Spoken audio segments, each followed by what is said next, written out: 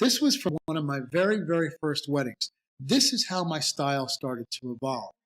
I was taking this picture, and I'm sure I ticked off a lot of videographers in my day because I like to shoot directly into the light.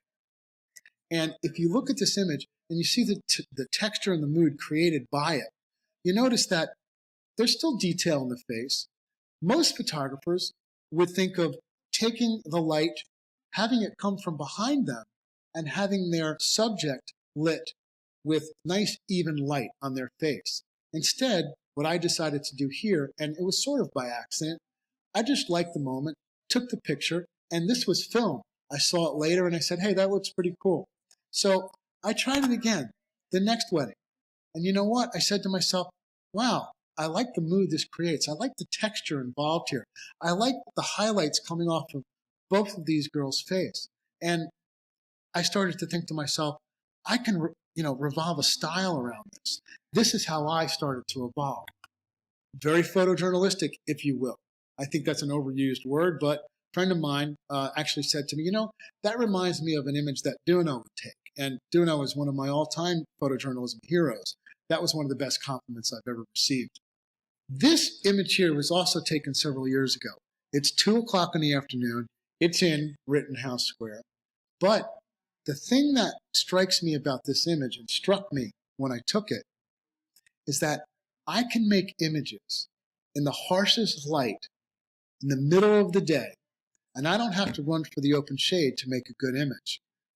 This really helped me early in my career. Again, about 2 o'clock in the afternoon.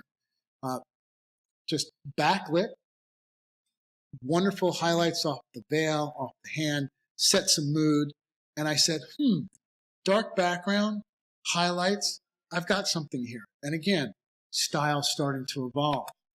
1:30 in the afternoon.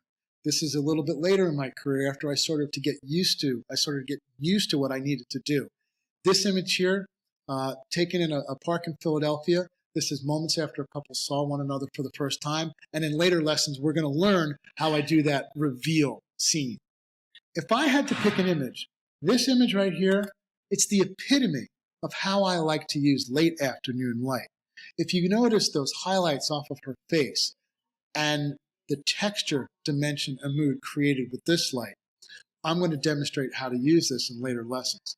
But again, this is how my style began to evolve. How did I make this picture? Well, we're going to find out, but there is no direct light with this image. There's no sun or anything of that sort. This is just one single light source. It's a big open area, and it's just like this big giant softbox, but it's not direct sun. We're going to talk about how to do that, but I've learned how to take what I call anytime light and create texture, dimension, and mood with that.